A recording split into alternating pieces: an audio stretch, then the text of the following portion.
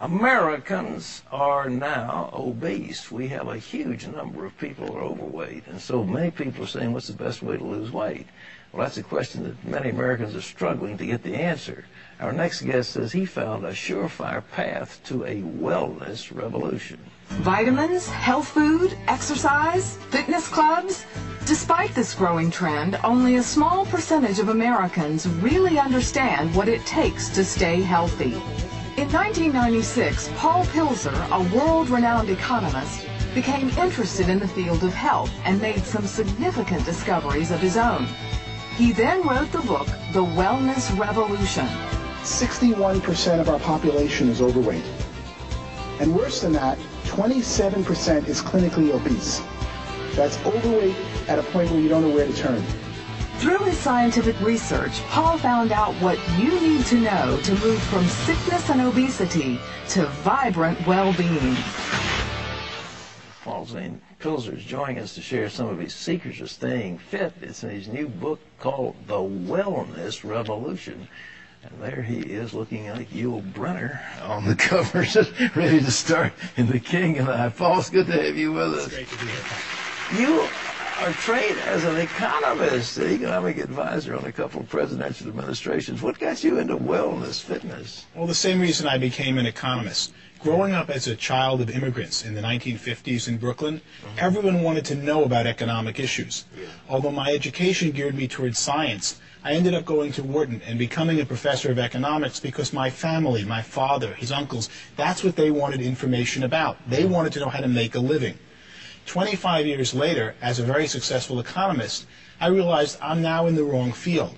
What people mostly need in the United States, the number one problem today, is health. As evidenced by the fact that 61% is overweight and 27% of our population, that's 77 million Americans, are clinically obese. That's shocking, isn't it? It's even more shocking to look at the trends. 20 years ago, the numbers were less than half that. So in the last 2 decades, while we're all talking about health, and it's all you see when you turn on the television or watch an ad, the population of obese and overweight people has more than doubled.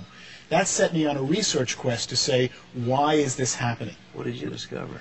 What I discovered was it was really an economic problem, not a scientific or biology problem. All right.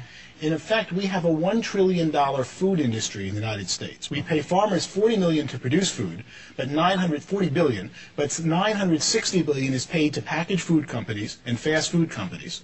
The food companies in America today are primarily owned by the tobacco companies, and they make addictive processed foods. They study every one of their existing customers and say, how can I get them to consume more?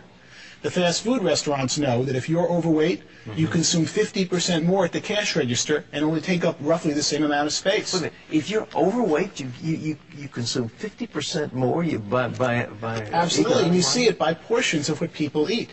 So they study American consumers like rats in a laboratory. You have a favorite Christian singer, and all of a sudden you feel good about a certain addictive fast food. Guess who sang the commercial that's in the back of your mind when you go to buy it at the checkout counter? They study Americans like rats to increase consumption of their food products, and in doing so have more than doubled obesity and overweight in the United States. This is unbelievable, because we have a health problem that's crowding $1.5 trillion. It's run away, and obesity is one of the major causative factors: heart disease, high blood pressure, so on. Everything, and really most of our medical problems today that are non-pediatric or non-geriatric stem from being overweight and obese. So as I studied it, I realized that the answer was an economic problem had caused being overweight and obese. As I studied it, I saw America ready for a revolution, a wellness revolution, and that there was a new industry emerging called a wellness industry. We spend $1.5 trillion on medicine, which is really the sickness industry. That's right. It's not really health, it's about when you get sick, they treat the symptoms of your disease. We currently spend, and that's what amazed me the most, $200 billion on wellness, fitness clubs, healthy foods, vitamins and supplements. Most of that didn't exist.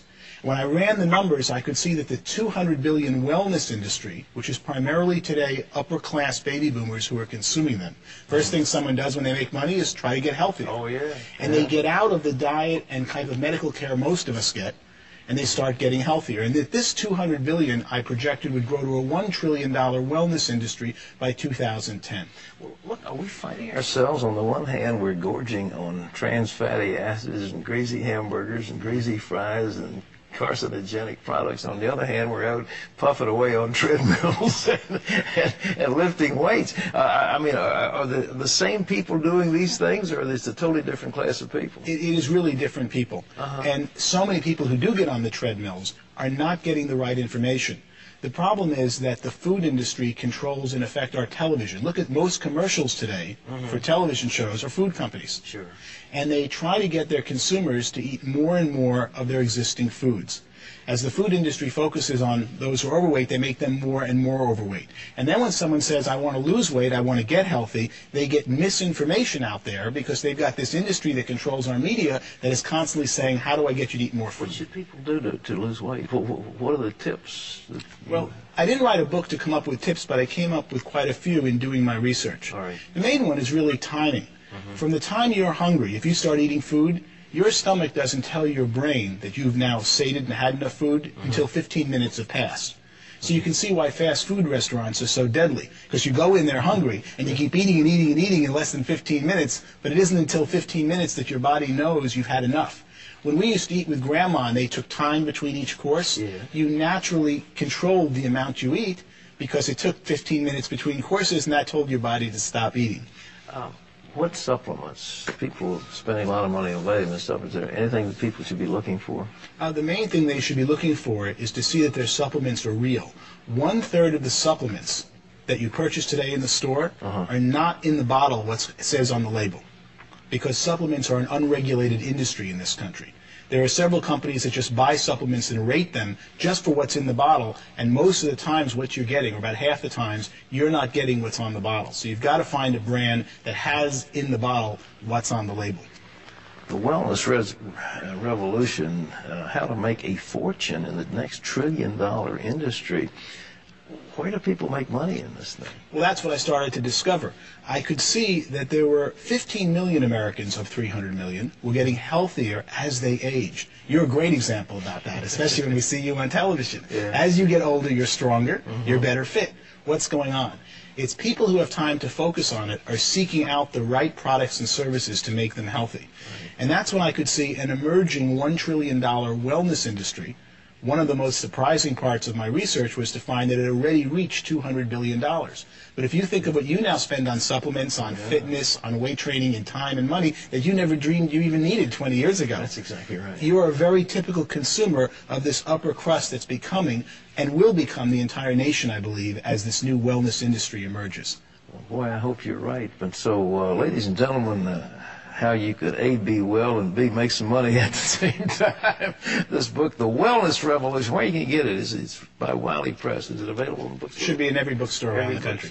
Paul Zane Pilzer, thank you so much for being with us. Thank you very much. It's a real honor. All right. Terry,